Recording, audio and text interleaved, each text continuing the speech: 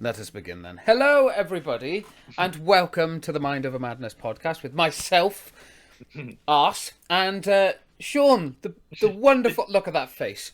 The genius. Yes, the genius and the beautiful man that he is. Sean, I'm always glad to be talking to you and joined by you. How are you this evening, my good sir, since it's evening for once that we're doing this? Bit later. But Yes, I'm all right. Yes, it's been a bit of a busy day, but I'm getting through it, Yeah. and I'm happy to be kind of relaxing talking to you. It doesn't feel like we're doing something that we have to do. It's a podcast, Yeah, but it feels just fun. like a chat with a friend, which is good. Yeah, it's always fun. So, as we normally do, for those of you who do not know this, and I know the people that, Robin, you're probably one of them, you haven't watched the last few because you forgot to turn your notifications on. So, if you are subscribed, press the little bell icon, it'll tell you when we upload because we're beautiful and you don't want to miss it. So, we're going to obviously go through our news section as we normally do, the wonderful news of the world that is the news, and then we'll go to gaming, our films and stuff, and then our random things. Bit different today, I feel. I've got a lot more sort of questiony topic subjects instead of kind of going through the up-to-date stuff. So, have you got anything for news, sir? If not, I can throw a few things I've got in there. I've got down Wales restrictions eased today, but it may have been yesterday if people are I think it watching was tomorrow. today. Yeah, of course. But- If you guys are watching this, remember it's like slightly Yeah. behind. Or if you're actually seeing us, then it's a week behind. So I mean, take that as you will. But yeah. Well, I've had a week where I'm kind of just blocked out all COVID news, so I'm a bit that's light fair. on it. But I haven't. I've read that Wales restrictions are kind of easing. Like it's up to 4 or 6 people from 2 different households in the community gardens, and the stay local is just guidance, and you can pretty much travel all the way around Wales, but just not to England. Yeah. We still can't enter your territory. Yes, you're not allowed here. No, we not want to yet. go there. Oh, I know. If only. But yeah, I think everyone's just getting to the stage where we really just chomping at the bit for this all to end, and for everyone to be able to be reunited and not have restrictions on their lives. Well, on that topic, something that did change today, actually, that got updated to add to that kind of freedom and stuff, is that Wales is now the first country on the list to lift their travel ban as well, completely. So people from England can come down here. People it's lifted. It's not there anymore. It's non-existent. So that's an interesting take. I mean, what's your kind of thoughts on that? Especially, I mean, we Wales people like to just not give a fuck. So apparently, so yeah. Well, the fact that you're the first to do it, I suppose, is it's good because the other nations will look towards you as like, oh, well, if those cases aren't going up there, and then we can do the same. But yeah, if England people can go on holiday in Wales, then that's great. it's like, oh, finally. That's just great. I'm sure some people have preempted that, but Yeah, I'm sure there's like a few people have been like, oh, fuck it. yeah. I miss people. I've got to go see them. That's just how it is, I man. Can you blame them? No, not at all. The embrace of a hug is just too needing. I know. Especially when it's been a long, difficult year. Oh, yeah, no, absolutely. I am 100% with you there, my friend. Yeah, but at the start, it was like, oh, everyone's frowning on each other for any slight breaches. But I think as it gets like close to the summer this year, people are just a bit like not giving a damn. Yeah, I mean, people everyone's don't been care. out and about, and everyone's seen pretty much 10% of people following the rules, and the rest not. Yeah, the police don't really have much power anymore, do they? So yeah, it's I don't know. I find it ironic because again, we already know, and this is, I guess, a good segue onto the next thing, which is obviously that Boris has been spreading around. Obviously, that we are going to have a third wave. There's pretty much no avoiding it. It's just how bad is this third wave going to be because of the vaccinations and things like that. So, because obviously in Europe now they are having certain areas that are being locked down again for the third time. Which is what the UK is overall trying to avoid, is like another third big ass lockdown. So, do you think we'll avoid it? Or I think we might just get away with it in this country. We're kind of lucky to have this superior vaccine rollout program that we've got going. It's like, it's a shame that Europe aren't following suit with that kind of massing vaccines and stuff, and the vaccine take-up rate is a lot lower in there. But yeah, I think we're blessed to have such a good system here. I can't believe I'm actually going to say this, but the vaccination thing works. So I know there are a lot of people that are turning it down, and again, there's plenty of research. You can go and do it. I'll even link some stuff down below. It's fine. It's okay. Definitely get vaccinated. The sooner the sooner we get this vaccinations rolled out, the sooner we can make a program for it every year. The sooner we can go back to having our freedoms and our normal lives, quote unquote, again, which would be wonderful. I'm not going to lie. Yeah. Well, there are people who aren't taking it, and then there are people who are thinking, "Well, I've had it. I'm immune to it all now." That is also not the right attitude to have, because you're not completely immune. No, you can still, again, for people that aren't aware, a vaccine does stop you from getting, physical symptoms. It stops you from getting seriously ill from the virus. It doesn't mean you won't have it, and it doesn't mean you can't pass it on. There's still a risk there, but that's why the government are trying to get the vaccines above the average. So it's like a mass vaccinated kind of population. It means that if there is an outbreak of it, it's not going to do anything. It'll be fine. Yeah. As best as it can be. I hope we avoid a third lockdown. I don't think that would be good for anyone. And hopefully we keep going on that track. Yeah, I don't think there'll be a third lockdown here, but I think there will be restrictions that kind of continue, like small ones like masks and things. Which I think everyone will be pretty much happy with, apart from the people who are like, I don't wear masks because I'm claustrophobic. Or I can't wear a mask because it stops me breathing. Really? Then maybe you're in that population that shouldn't leave your house. And maybe you should wear a mask more often then. Yeah, exactly. But yeah. Yeah, I mean, I think overall we can agree. So far, everything is looking good. Everything is looking up, which is a positive. Yeah. It's been a year of fucking hardship. And I just want a bit of good news. Yeah, exactly.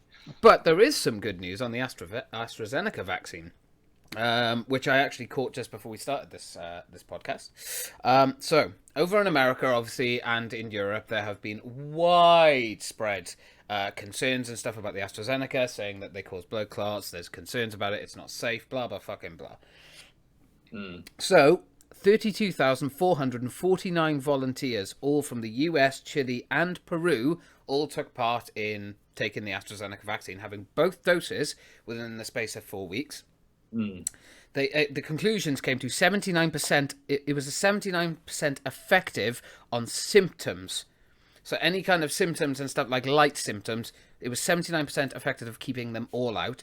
And this is the main thing, 100% effective at keeping from severe disease. So death, hospitalization, that kind of thing, 100%. And to add on top of all of that, it was proven that there are no safety concerns whatsoever with blood clots or any other kind of side effect as well. And this is done by America, and we all know how tough they are on stuff. So the fact that America have been like, "Hey, fam, this thing is great. Take it." You know, that's unbelievably good for the world. Yeah, I mean, it kind of felt almost a little bit political, the fact that AstraZeneca one was just singled out as the one that is causing blood clots and things. Yeah. It's like, oh, come on now. Especially from You'll Europe. regret this decision when it turns out it's completely safe and you've delayed it and actually killed people by delaying it. Yeah.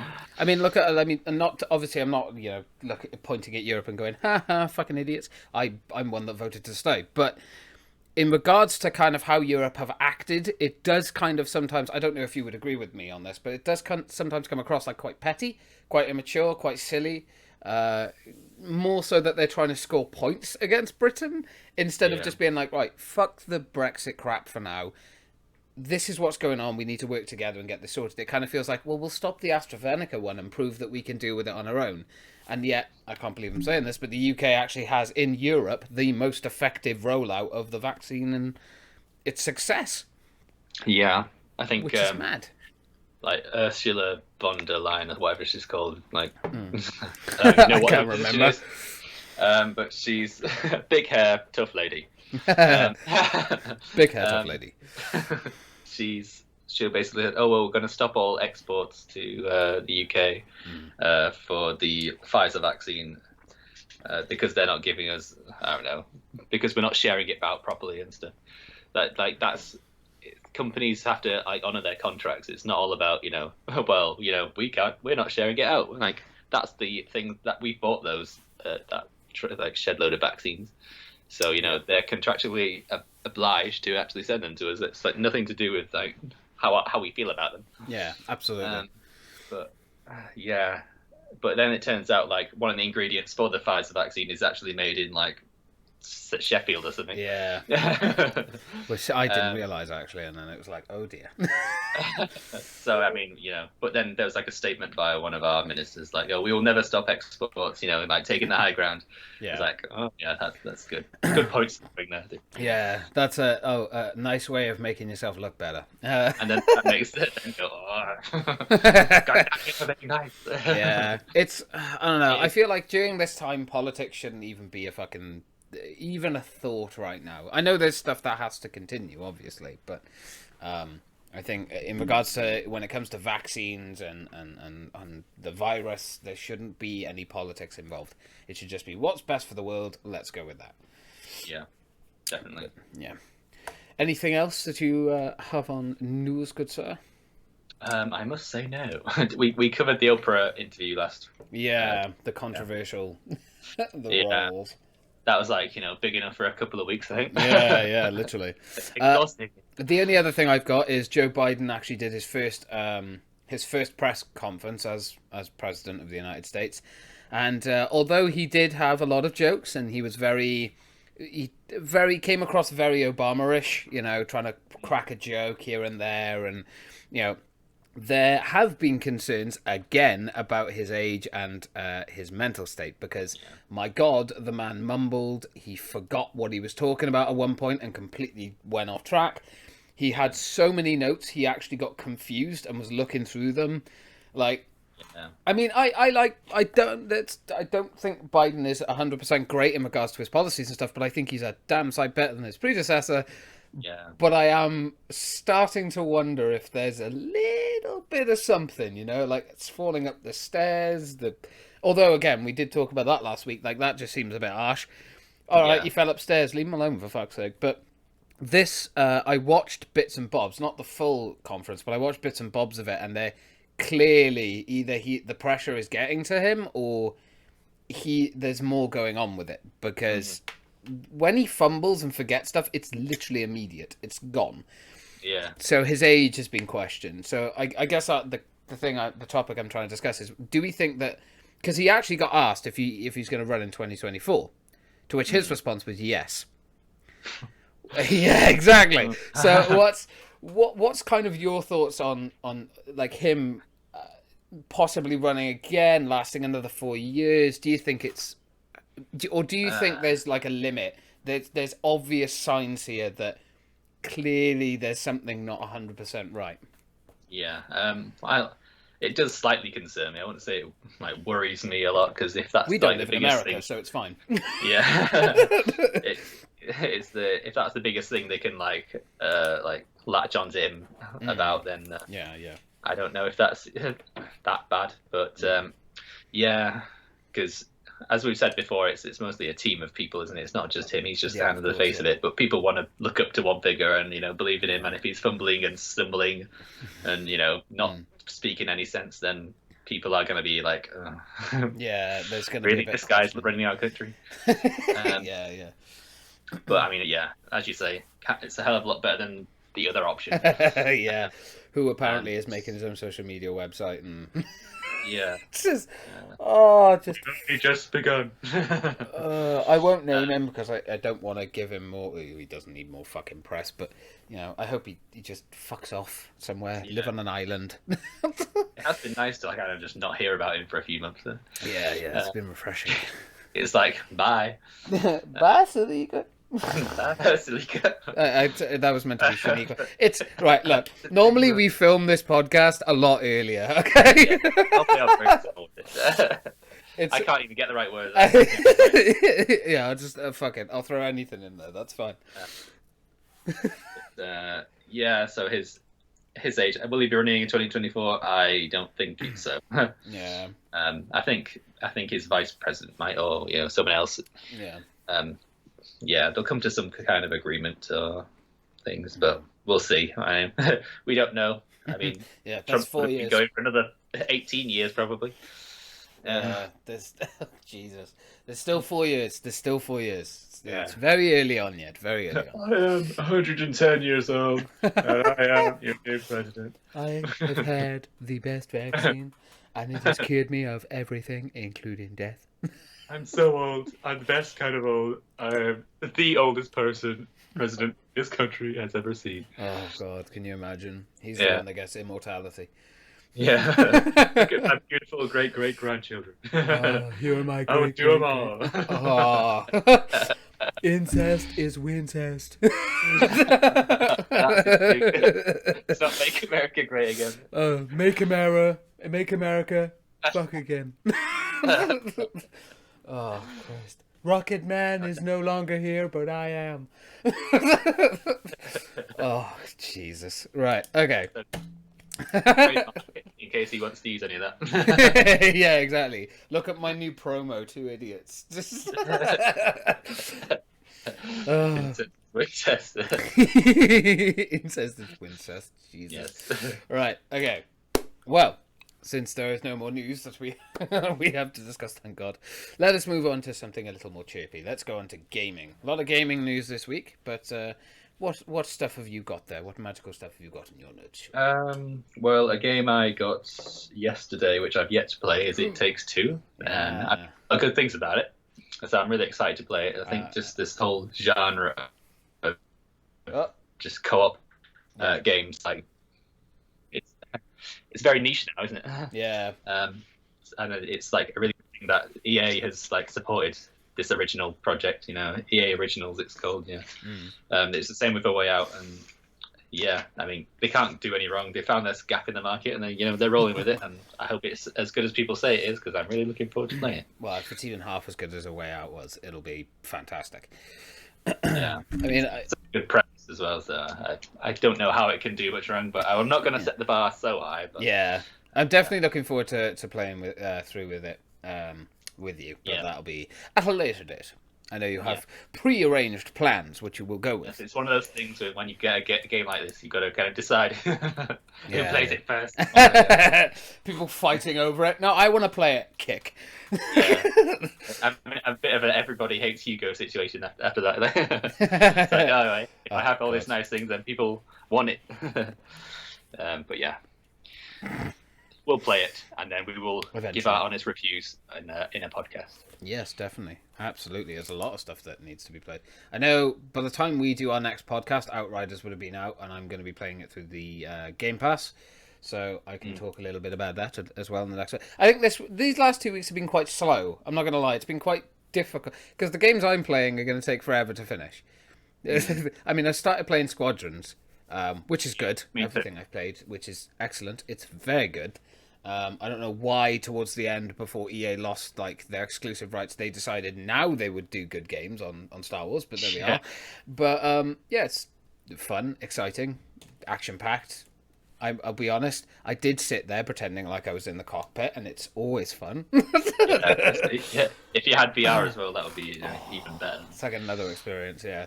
But, not not just yet, not yet. But right, so I have a little bit of news. Oh, I say a little bit. I've actually got quite a lot more news topics to talk about on gaming. So yeah. We're not going to touch anything more on political crap. But yeah. But next. Recently Microsoft released that they're changing the name from Xbox Live to Xbox Network.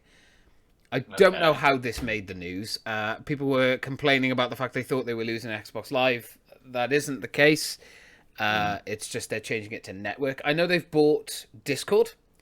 Microsoft have actually purchased that now, so I've got a funny feeling it's got something to link with. It'll be like Discord along with like films, TV, everything, like absolutely everything. I think that's why they've done it. Kind of what would be your sort of take on it? Do you think they've done it to sort of not necessarily branch out, but so they can have everything under one roof? Yeah, I know we discussed this earlier in the week. Yeah, Yeah. we had a quick Uh, chat. yeah, just a quick one. It's only a brief one. We weren't. Yeah. Yeah. Yeah, basically, I think it's just like it's not really something Sony would have thought of. I don't think they're kind of like appealing to the gamer as a person and like as an audience rather than the games, um, which is an interesting tactic, I suppose, because they're kind of just getting all of the with more games becoming crossplay and stuff. People want to use Discord to speak with their friends on different platforms, which is as simple as that. And if they own exclusive rights to Discord, then Xbox is the place to be for gaming in general. Yeah. I know they've got the app already, I think, on Xbox, which is mad. Yeah. So you're just not going to get a whiff of it, are they? But so yeah, they're kind of trying to appeal to the gamer, the average gamer, I suppose. As someone who never, like, I used to not be against Discord, but I was like convinced for ages to go on it, and eventually I did go on it, and I can see why the appeal is there, more than something like Skype, for instance, which we are using now. Nothing wrong with it, but I do see the appeal of Discord because it's much easier to do anything. It's much simpler. It's quicker. Like how we have to do the setup for this. Like my kind of camera is in this corner. Sean takes up all this screen, which is fine. On Discord, you can literally just split it down the middle. It's so simple and it's so nice. But again, I think there is a market for multiple different platforms. I think if you just have one monopoly, this is another thing I was going to bring up to you. Do you think that Microsoft are now getting so big? Do you reckon they're going to fall into sort of the categories of like Amazon, where they're just going to become an absolute monopoly, with them buying up, so many different, publishers and developing companies now as well for games. Yeah. As well as like stuff like Discord and things. Like it's like a monopoly now of the gaming world, essentially, or technology. Yeah. Yeah. Well, I don't, because yeah, it's like trying to like network all these ideas. Well, I think they'll always have competition at least. Because in the console industry, there's always competition, which improves the quality of the games and everything else, and the quality of the services as well. So I think PlayStation are going to have to like pull something out of the bag. I know recently they released the free games, like play at home scheme. There's like 10 free games, including Horizon Zero Dawn, which is like amazing. One of their best games, exclusive games. So they're just like, what are we going to do? Just give them the games for free now. I do feel like Sony will get there eventually, but I think it's going to be an uphill story. They're always going to be behind Microsoft because they have a fraction of the money. But I don't think Sony will ever like go down or go under. I think they'll always be the main competition. But I think it's healthy competition. Yeah, definitely. The thing with Sony is they invest their money in the right places. Which is like a smarter move than just having everything and then not putting much quality into it, Yeah. So, on the subject of Sony, the next thing I was going to talk about, which I also think we discussed during the week, was the fact they're closing PS3, PSP, and PS Vita stores. What do we kind of think of that? Do we think it's... Because I'm not too sure of the logistics. I'm not sure if it's...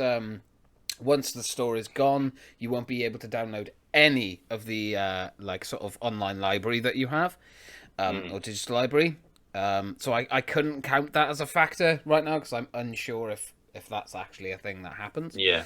But what's kind of your thoughts on them closing entire stores for platforms just because they're not used anymore?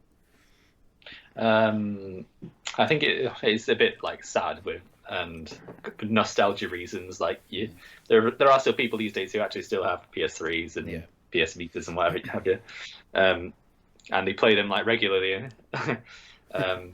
Obviously the play base is quite small on them, so I mean that's got to be considered. Yeah, but it is kind of sad. But at some point this has to happen, Yeah. So why not just say it now and then maybe release some good news and later on and make people forget about it. I'm sure you'll still get access to the games you bought and stuff. Yeah, but I would like to think so. That would be a massive fucking that would be a bit of a that would be. I think I agree with you on the sense of like if you get to keep the games. I agree completely on your sentiment. I think if you don't get to keep the games though, that is something that Sony needs to address. I'm not too, again, this is being recorded at 7:20 on the 27th of March 2021, so I am unaware of anything that Sony has said. I'm not sure if they have said that they're going to keep you can keep all your backlog of library, because people understandably don't have hard drives, external hard drives for those consoles, because at the time it wasn't really a necessity. Mm-hmm. So if you have nowhere to store all of those games before they get closed down, and then you lose them forever, and there's no kind of compensation for it, how that's like essentially theft in my mind, because you're losing product that you've paid for. Yeah, yeah.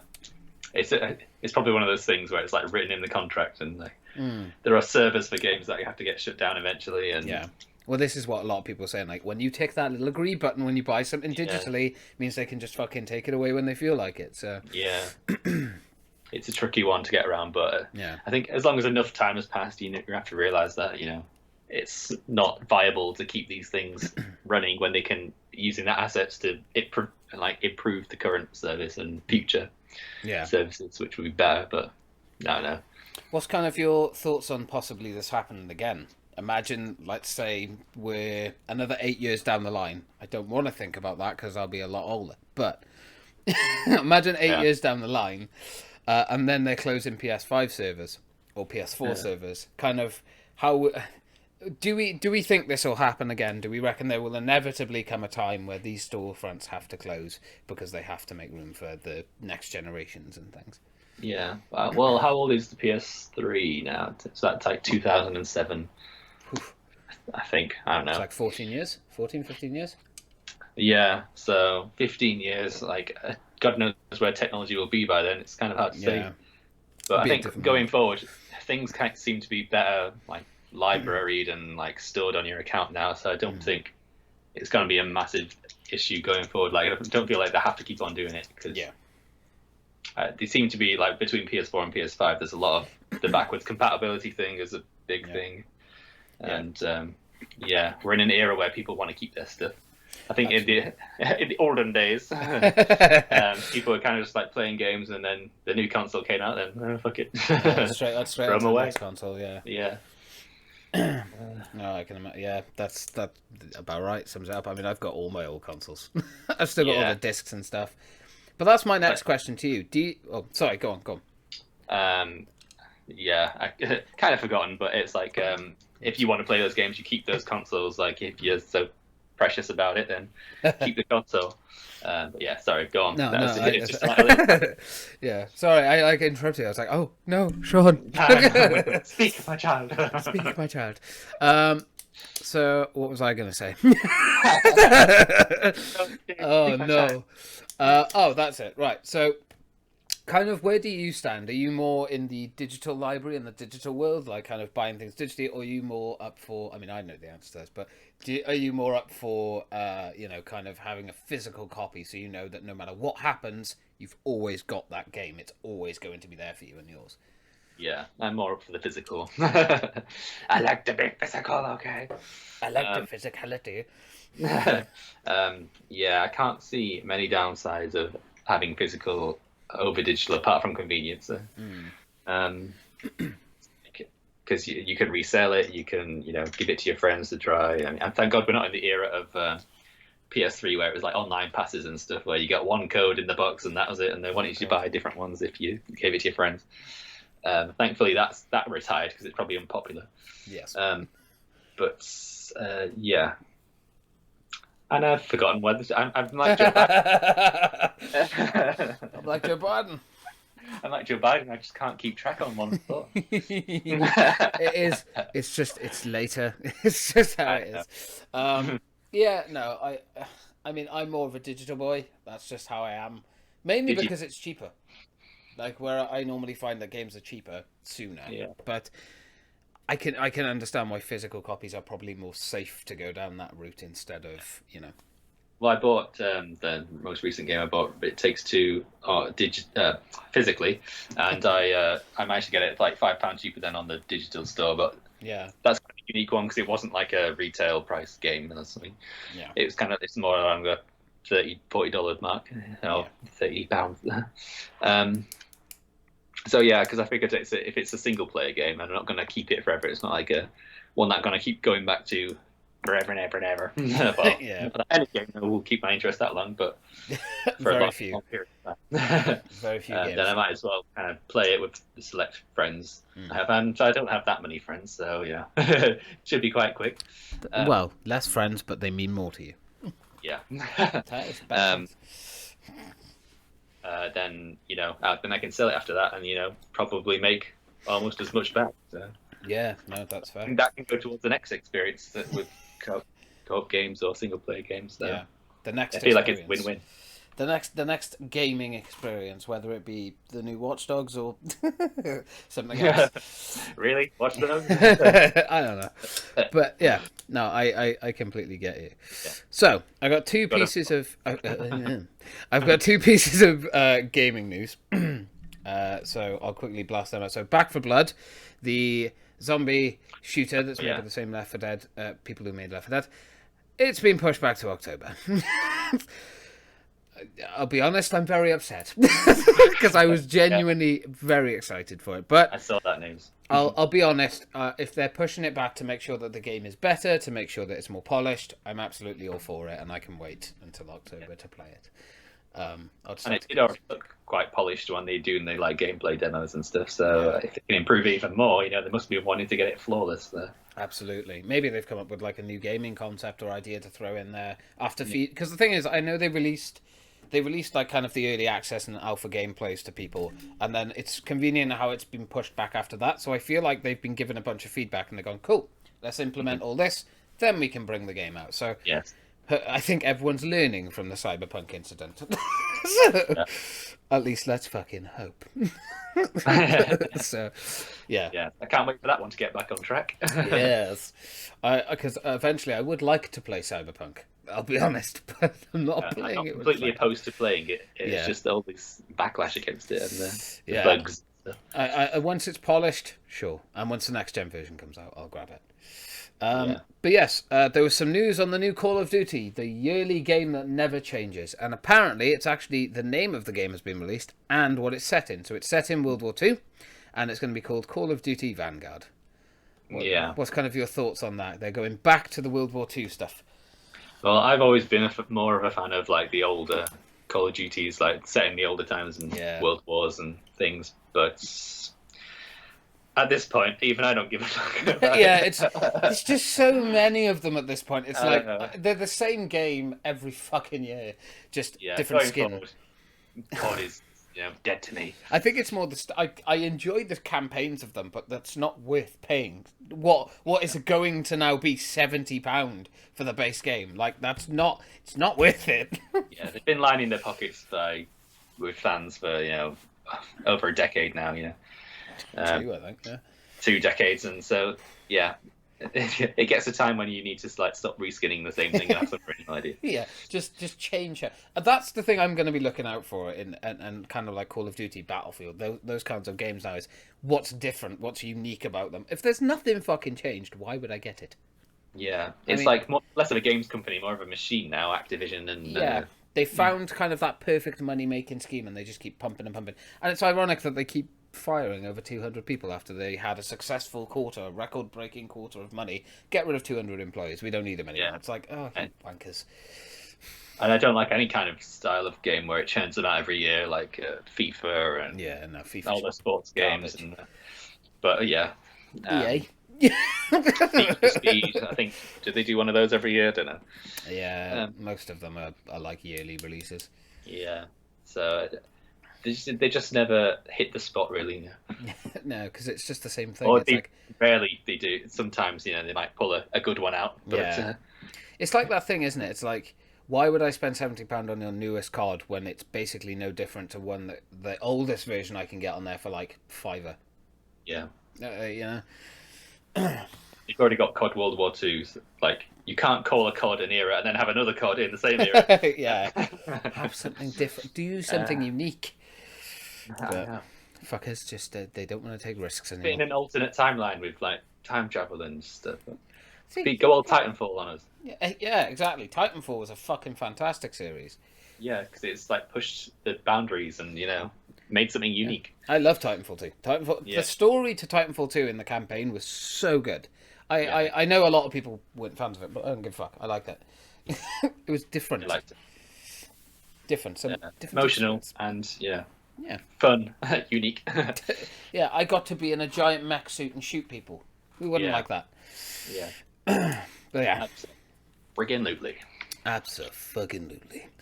So, on to films and TV then, Sean. What have you been watching this week?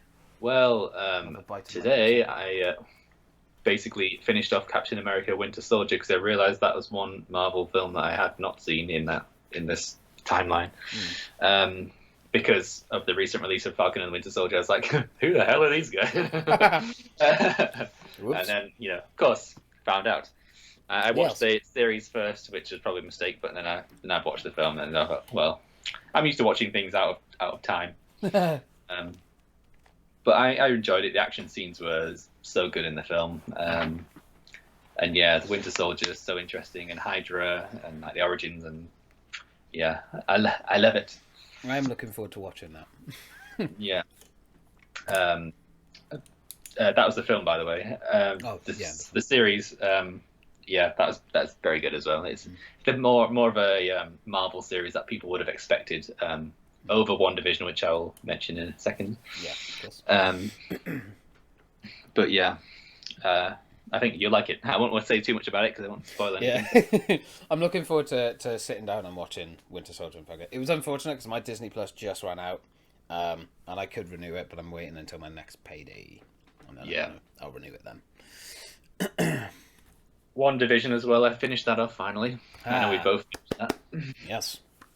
But yeah, such a good series. It did pick up. Yeah. At first, you're just like, what the hell? And then you get a few episodes in, oh, this is intriguing. And then you get to the end and you're like, this is so good. So I think they just did so many things right for like a curveball series. Yeah. Like focusing on the sitcoms and like the different eras for every episode and the different camera styles and the different kinds of comedy, and as well as an intriguing story, like balancing those two out, like the Vision and Wanda. And yeah, and there's like a little spice of what people wanted in there as well, with the superhero fights and whatever. But yeah, that's how a unique series should be. I really enjoyed it. What was your favourite part from WandaVision? I was just going to ask quick. It's probably the reveal of like the villain in the end, I suppose, and just finding more about Wanda and her past and how it linked to why the series is the way it is. Yeah. I think that was probably the most intriguing aspect, because you like sat through it and you're kind of thinking, what? Yeah. This doesn't make sense. But what a generous man you are. You're not even giving spoilers. You're that caring. Yeah, well, we've done it for nearly a year now. I feel like we've probably we've done something better, right? So yeah, I think when you enjoy a series enough, like, you know how to say things that people will understand without having to spoil it. Absolutely, yeah. Rather than not having a clue in it. Oh yeah, this person died. Especially I feel like the ending, the last kind of clip that we get, the after credit scene in WandaVision. Absolutely, like, because I wasn't so psyched about the upcoming Marvel kind of stuff that they're planning, but that really, really excited me. I don't know why. Just I really got pushed out there. I was like, oh, I can't wait. Yeah. So good. Oh, we forgot to mention something in the games. Oh, go on. Speaking of Marvel. Oh, yeah. Has it made a little bit of a resurgence for us? Or you, anyway? Yeah, me. Yeah, it's been a while. Obviously, the PS5 version came out March 18th, and along with it, the Hawkeye DLC. Yeah. And, well, the Hawkeye DLC, it is what it is. People may have their, like, things to say about it, but I think as a whole package now, it seems to have improved a little bit. And PS5 version has improved it for us. Definitely helped. Yeah. It's just like kind of getting into it and fun to play and stuff again. I know. I found it a lot more enjoyable. Yeah, I found it a lot more enjoyable now. obviously I've done the Kate Bishop stuff. I've done all that. That was really, really cool. I enjoyed playing this. I've only done the first mission with Hawkeye, of course, with you, which has been fun. It's been enjoyable. I know there's still a lot of bugs and glitches. I mean, I've encountered many, but nothing as serious as it used to be. But then that's just my experience. I know there are plenty of people out there that have experienced that. So, but obviously they came out with their new roadmap as well. Yeah. And I don't know how I feel about roadmaps, man. Most of them fail. And I think what's worrying me about Avengers specifically is that the player base is not there anymore. Like, although it has gone up, admittedly, by a little bit. Obviously, they've still got Black Panther, which they've said is towards more the end of this year, possibly start of next year. And we haven't heard anything on Spider-Man yet. And granted, we play it on PlayStation, so of course, again, I think we've discussed this before. People can go back and watch the other podcasts if you want my opinion on kind of exclusivity or whatever. I'm not going to keep repeating myself, but I do worry about that Spider-Man thing, because that was part of the deal, and although I don't give that much of a fuck about it, it's nowhere to be seen. Yeah. And what worries me is it's going to turn into an Anthem situation, where it goes on for so long, but then because they're not making enough money back, they kind of go, well, fuck it, drop it. Yeah, it's an interesting one, because I don't think something like this, like on this caliber, has been done before, like a whole character in a game being exclusive on a multi-platform game. Yeah. I can't think of a time when that's kind of been done before. But yeah, it's gonna fall onto like the shoulders of Sony, and like how are they gonna address that? Because you can't sell a game saying we're gonna have Spider-Man in it and then not have Spider-Man in it. Yeah, exactly. Or maybe they'll just like try and get around it somehow and just have like a skin of him for like someone else. I hope they don't do that. The thing is, I will say this much. Compared to what the game was, let's say, when it first came out, like the first month it came out compared to now, 1,000 times better. Absolutely. Yeah. It's still a grind. There's still just very repetitive missions, but they are different enough and plentiful. And because of the number of characters you can play as, I feel as if I'm having enough fun because I can just switch between them and it's all good. Yeah. So I'm not one of these people that chooses one character and just grinds on them until they're finished. You would get like bored out of your skull if you did that. You need to kind of switch around with them. So yeah, it's kind of like a different game every character you play. So. Which is an interesting approach, but it's working for now. Absolutely. So yeah, big up Marvel Avengers PS5 edition. You've done a great job, Marvel. Thank you very much. Hopefully it keeps going up and it can improve and get better, and they listen to their community. I know they've got, what was it, the Red Room kind of thing. Red Room, harm challenges, and harm MCU challenges. Outfits. So there's two of the next things. So there's like between power levels 1 and 100 is the first thing they're working on, and then the second thing is kind of like new outfits and new unlockables and stuff. So yeah, okay, cool. I'd much rather they worked on, Black Panther, but I get it. Maybe that I think we talked about this, didn't we? Which was that they might be trying to make it bigger than Kate Bishop. But innuendos. Other than Kate Bishop and Hawkeye, who do play very similarly, different abilities and stuff, but play very similarly. They want to have like a bigger narrative with Black Panther. At least that's what we're kind of hoping for. Yeah, it kind of makes me excited because what could come, but it's the same with the Battlefront 2 situation. You kind of get excited all the time about which heroes they're going to add. Yeah. So it's painfully slow when they release them, and it's not everything that people want. Yeah. But it's one of those games that you can't please everyone, I suppose. Yeah. I do hope to like simmer our expectations for it, but I'm looking forward to playing Black Panther and the whole. They're calling it an expansion, so maybe that's more than just 4 missions. 2 hours of content. But yeah, no, hopefully free as well. So yeah. I'm very excited for it. That's all I'll say. I'm very excited, but I'm not going to get too sucked into it. It's a fun game to play right now, and that's all I care about. And playing it together is just, It's been so much fun. I'm not going to lie. Obviously, for reasons we shan't talk about on here, just personal stuff, you can obviously be on the console for a week. So I've missed my Marvel buddy. Yeah. We'll play more of it very soon. Absolutely. But Yes, thank you for bringing that up. I completely fucking forgot. Yeah, I was thinking about it throughout the whole thing. I just forgot to talk about it. But yes, back onto the films and TV stuff. But Yes. absolutely, that will be a game we keep an eye on. So, anything else that you've been watching? Good, is that? No. No. No. Solid no, James. I watched The Boys season 2. I finally finished that. Very good. Looking forward to season 3 whenever the fuck that comes out. I also watched 2 documentary series on Netflix. They've been bringing out some bangers of documentaries. I'm not going to lie. So I finished Murder at the Cecil Hotel. Yeah. A very fascinating documentary to break it down for anyone that wants to know kind of a blurb. It's about the Elisa Lam situation that happened at the Cecil. They kind of talk about every kind of aspect. They have YouTubers on there. They have people from the FBI and things talking about kind of their process British of going tourists. British tourists, which I find hilarious that they try to get their 5 minutes of fame and extend it. But yeah, a documentary I highly recommend, because this was a thing that I'd obviously heard about through a show called BuzzFeed Unsolved.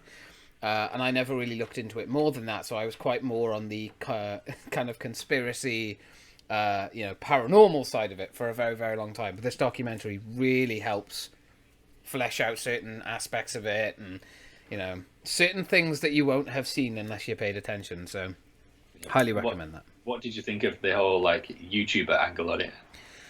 I think it's good. I think it's an interesting thing to have. I'm very much a person who thinks that you should get information from every side and then make a decisive decision. So it was cool to actually see people from YouTube or conspiracy circles that wanted to go on and talk about it. But surprisingly, the one thing I did find was that a lot of the people they talked to were not talking about it in a paranormal kind of conspiracy way. It was more the conspiracy of things were being hidden, purposely taken away so that the wider public couldn't see them. So it's a very much a documentary that really delves into every aspect and doesn't just shy away from something because they think it's ridiculous. Yeah. And they give every source a credible amount of time as well, which I was quite impressed by. It felt very much kind of like they put the same amount of effort into Tiger King. When they made that, you see from every angle, every side. Yeah. It feels very much like that, so I would highly recommend people go and watch that.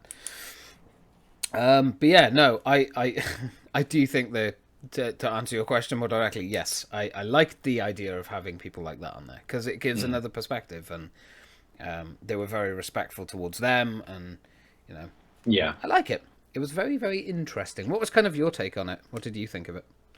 Oh, on the influencers making kind of conspiracies. Yeah. And all the entire series in the general, kind of, what was your takeaway from it? I enjoyed the series, definitely. It's one of the more well-made ones for Netflix, and binge-worthy, definitely. Oh, yeah. And yeah, it goes through I liked how it goes through the history of the hotel and stuff, and what's been going on there, rather than just, focus on one little thing, incident that happened there. Yeah. So you got the whole context for it, and then and yeah, I think it was good to have a diverse range of opinions on things, and I think it may have shone a little bit of a negative light on influencers, possibly because the police were a bit not impressed, of course. They should just leave it alone, and they don't have all the facts and stuff, but it's one of those things. Well, why don't you just release some more information? Yeah, I suppose everyone thinks they want to help, and they want to open an investigation, but it is the police's job to do it. But whatever. Of course, I will say this much: there is a part of the documentary where they sort of go into a specific person. Again, I don't want to spoil anything. Yeah. I highly recommend. And the way that person was treated by the online community is disgusting, and that kind of shit should never happen. But it unfortunately does, and this is why we have a police force and people that investigate. They find more than just your fucking hunch because you think you're right. Oh, you look funny. Yeah, you look different. You must have done this thing. And it's a very bad. The internet can be such an incredibly diverse and helpful place, but it can also be a cesspit of arseholes that just don't care about logic and facts and just go with their gut and go, no, I must be right. There's no other possible solution to this. It must have been an alien that probed her, because why else would there... be the nothing else makes sense logically, and it's like that's not even a sentence. Yeah. But yeah, I think when people watch the video of her, I think it's quite clear, what is going on. Certain aspects of that video made a lot more sense to me after that series, I'll be honest Yeah, with yeah. But yeah, it's, where they found her in the end. yeah. And I do find there were certain facts that I never knew about that you find out in the documentary, and it's like they've just been hidden from the public for no other reason. Yeah. So it's definitely a documentary people need to check out if they know of the situation. Yeah. Or if they don't, like me. If you just like true crime in general, you'll like it anyway. Yeah, documentaries, my favourite thing. On to documentaries. They also released The Lost Pirate Kingdom very recently. Basically talking about how pirates became a thing, their entire journey. It even goes into the history of very famous pirates like Blackbeard, and their kind of origins and stuff. Very fascinating documentary. I highly recommend watching it.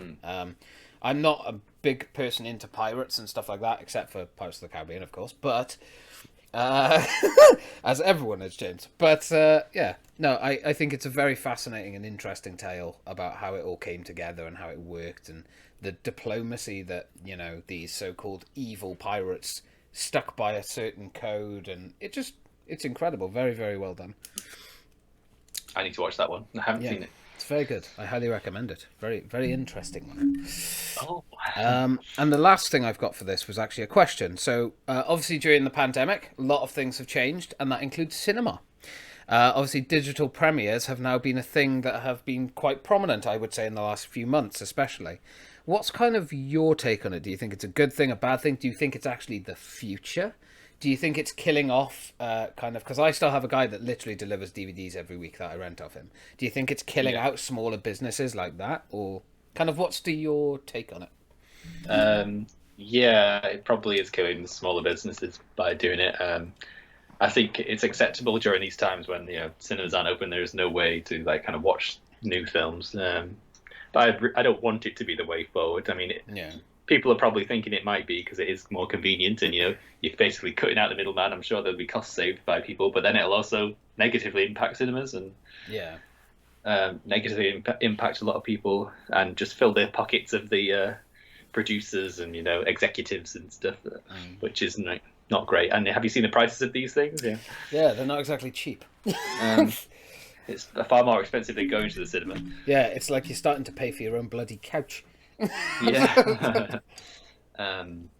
So I personally not a massive fan, but I mean, in challenging times, then you've got to find a way around it. But I would prefer to watch it at a cinema, a new film, and then have it released later on, as it is now.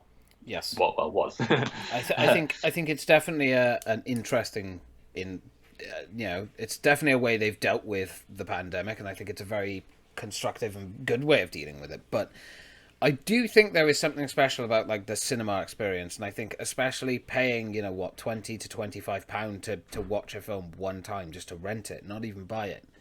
That's a lot of money. And why the fuck am I paying you £20 when it's on my TV in my house off my internet that I'm already paying for, and my couch that I've already paid for? There's a lot of negatives to it, and I don't think it's something that's going to continue probably past the end of this year, possibly next year. Even after, once, hopefully, let's fucking touch a word, that the end of this year, we've got some normality back, like cinemas and things like that. I definitely think it should stay on that cinema side, I think indie films should probably get more places in cinemas, because a lot of good indie films don't get enough places. So if there is a big blockbuster film that they want to release, but they're kind of a bit unsure on whether it's going to make a lot of money, do a premiere release for that and allow indies to kind of come up a bit more in the cinemas, maybe. Or maybe do 1 or 2 viewings of in the cinema. Especially a good example is the Snyder Cut. Nearly a 4-hour film. You have that in a cinema, you're going to be able to show it 2-3 times a day, because it's damn near 4 hours. That makes more sense to release at home, and I think it gives creators a much more brighter and Brighter and water? Spoonerism. Jesus. A broader and wider range to be able to create films that are not necessarily kind of your typical, I'd sit in a cinema for 5 hours and make my ass go numb, kind of thing. But they could have that ability if they wanted to produce their own version of the film against the studio. I think that would be a good idea. Yeah, I think that's a good idea. Yeah, I don't have a problem with that one. Yeah, because then technically they're still getting their kind of version of the story out, and then at the end of the day, that would help companies, because then if the fans went, well, we prefer this version of the film, they can go, right, that's the road we'll go down then. But you haven't wasted any money because you've made money back from it being in the cinema. Essentially double dipped. So. Yeah, exactly. Two versions of a film that, because a lot of people have pointed out the Snyder Cut has been received a lot more, with a lot more praise. Yeah. Lots more people have loved it and enjoyed it. And there was even talk, I highly doubt this will happen, I'll be honest, it's Warner Bros.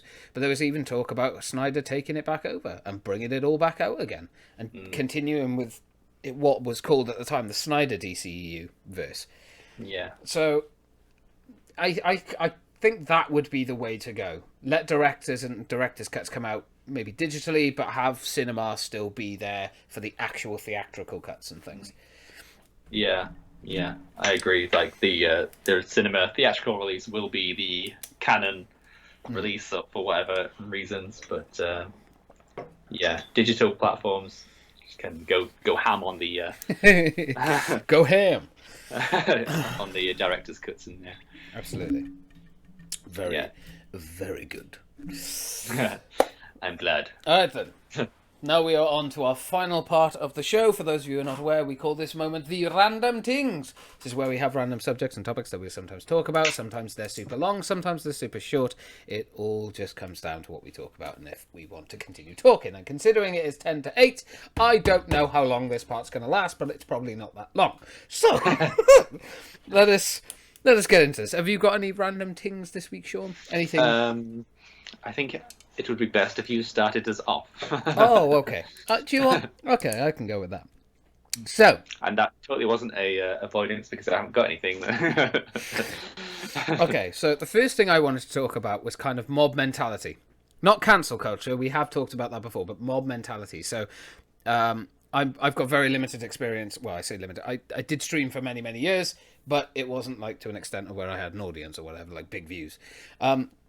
But I wanted to talk about kind of the hate culture online, about how people feel like they have to comment something horrible instead of just immediately clicking off it and going, well, that's not for me, I'll find someone else. Do we think that's just an integral part of social media and that's what it has come along with it? Or do we think that that's something that's just unacceptable and it's just basically people crying out for attention? Yeah, well, I mean, 50 years ago, this kind of thing probably didn't exist on this scale. It was like screaming on the streets, waving a bell. Arsehole incoming! Yeah, because it's essentially just keyboard warriors, isn't it? Like, everyone feels like they've got more entitlement to... Well, of course, everyone can have an opinion on things, but more entitlement to express their volatile opinions, over social media and, slander anyone who doesn't agree with them. Yeah, of course. And I think so. It's a big caveat of social media as well. One of the negatives. Yeah, everyone comes out and has an opinion on it. I find it fascinating, especially when it comes to streamers and YouTubers. Right, just as an example, I'm sure film, TV, many things get it. But specifically with YouTubers and streamers, you find, especially with streamers, when they're streaming for so many hours, these people just come in and start throwing hate in the chat at them. And it's like, you're the one giving it attention now. So you do wonder, like, sometimes it's like, well, if you really don't like this person genuinely that much, just go away. Just find something that you enjoy. So there must be something in that person's heart that's like, no, I get enjoyment off this, or I just want to start a hate mob. I think the best way I heard it described was Shaggy earlier showed me a video of one of the kind of VTuber streamers that he watches, and she described it as like cockroaches. Even if you can't see it in your house, you still have to find it because you hate it and it has to be gone. And that's what it feels like with these people who hate on people and are haters. As it's described as many ways. I just described them as assholes, but that's just me. But it's very much that kind of mentality. I don't know if you would agree, but it's like, even if they can't see it, it has to be gone because they don't like it and they don't agree with it. It's like, no, don't want it there. It's disgusting. It's a piece of poo. Get rid of it. Like, I don't want it anywhere near my screen. I don't want it existing anymore. It must be nuked. You know, it's that kind of the China mentality. If we don't like it, it doesn't exist.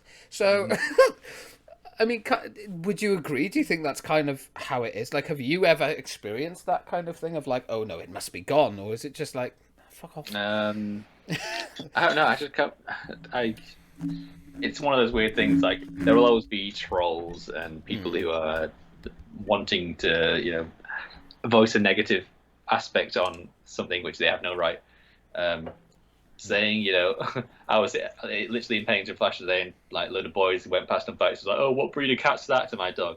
Dogs, I was like, "It's a dog." Oh, poor Lola and Roxy. I know. So even they got hate for no reason. Oh, Jesus. But yeah, screw them. They also got a lot of compliments, like, "Aren't they good?" If you ever see this, fuck you. Yeah. Those dogs are beautiful. But yeah, it's just you just got to kind of use the professionalism to kind of ignore it, as long as it's not happening on like a wide scale. And if you're bringing attention to it, like as the streamer, then it's kind of like they're winning. Yeah. So you need to kind of block it out, acknowledge it and block it out. Don't kind of focus so much on it. But I mean, that's like kind of, I'm not trying to victim blame or anything. But No, of course, sir. I don't know. I don't really know what the answer is. There will always be trolls. Yeah, I think the thing that I find is that, this due to, I'll see if I can find the name and link it down below, because this will probably become a clip. I'm not going to lie, it's a very interesting subject. But what I find is that this person was talking about kind of like on Twitter, you can block certain words, block certain phrases, that kind of thing, block people secretly so they don't know they're blocked.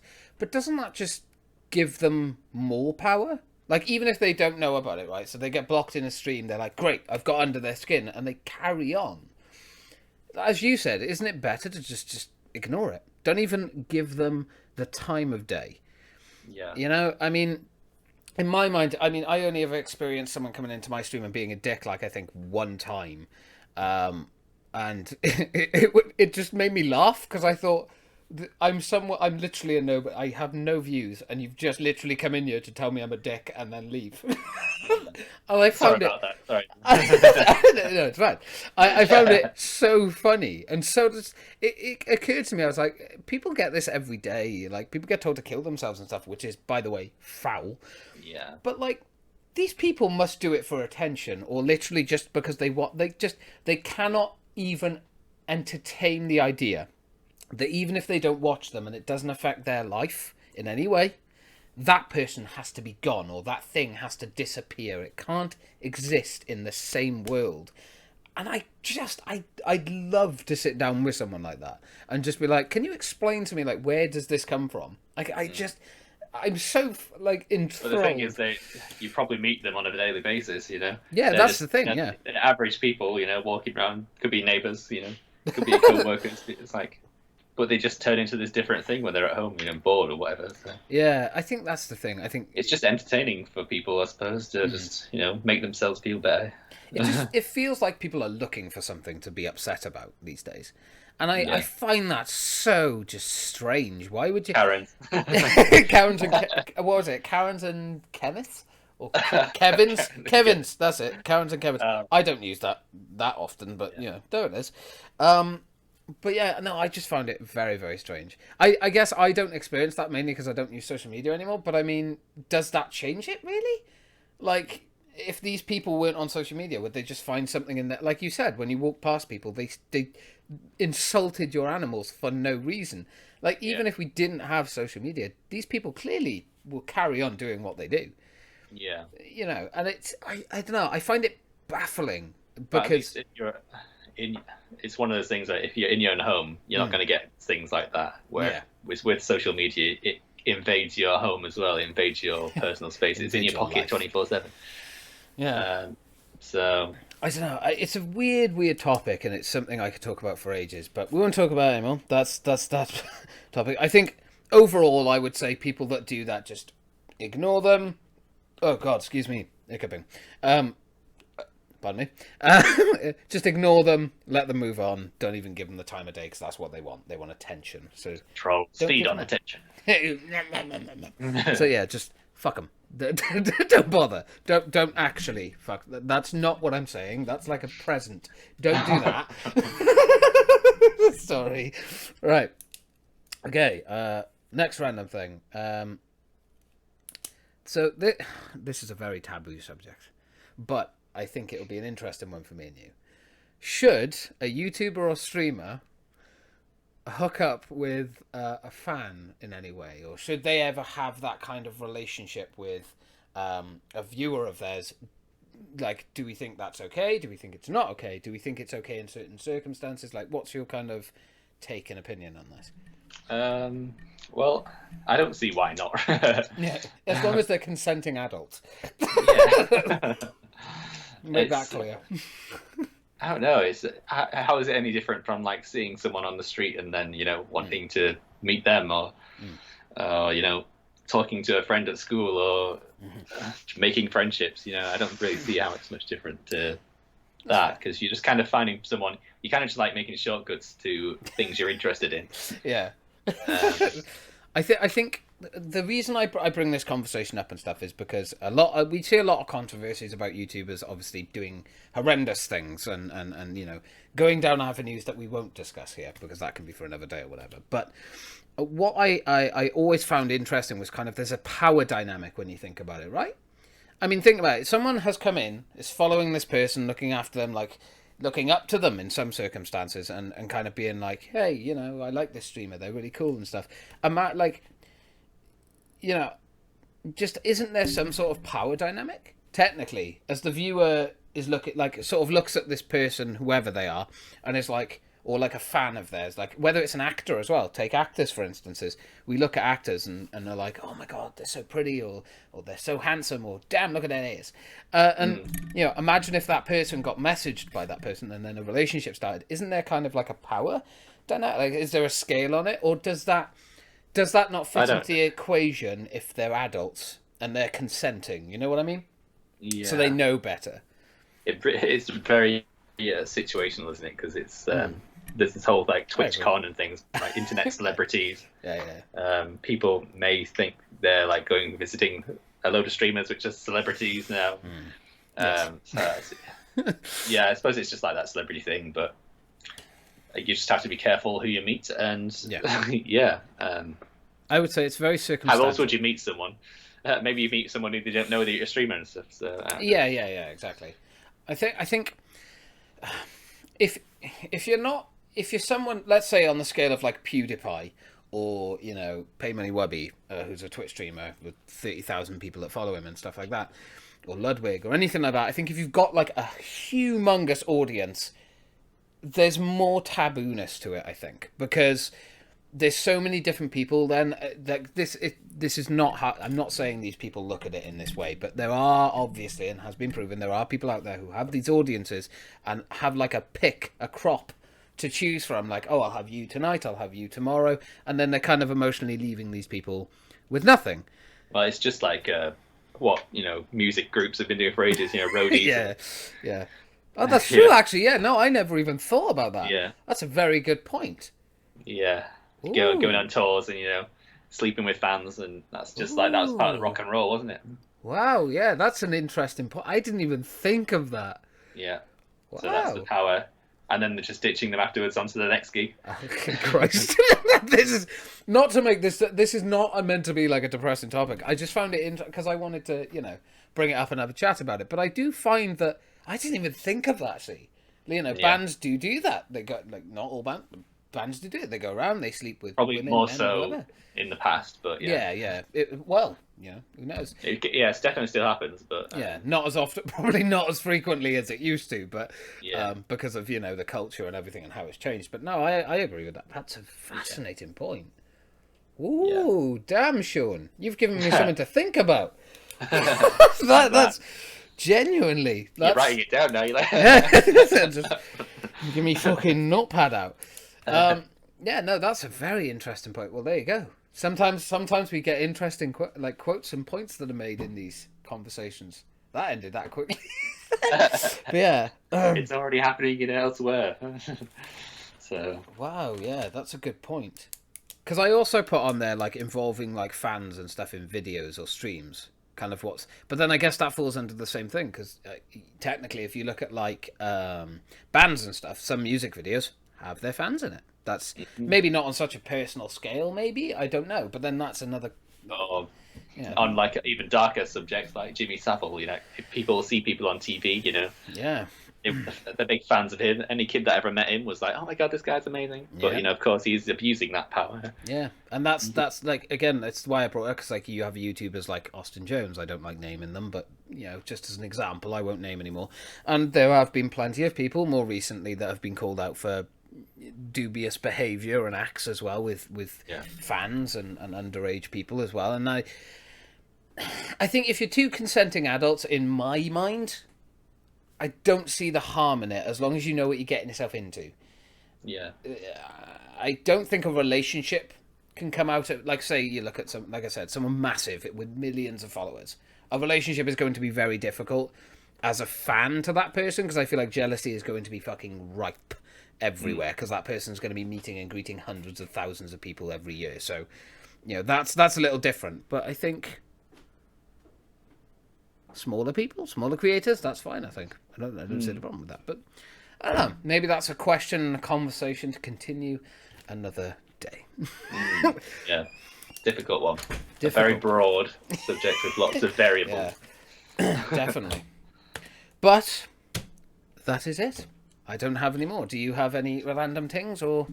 That is it, I'm afraid. That is it. That's fine. That's a good one. I mean, we've ended on a bombshell. To be honest. This podcast has gone on longer than I thought it would because I honestly thought I was like, oh, this is not going to last. But hey, we did it. We do it every time.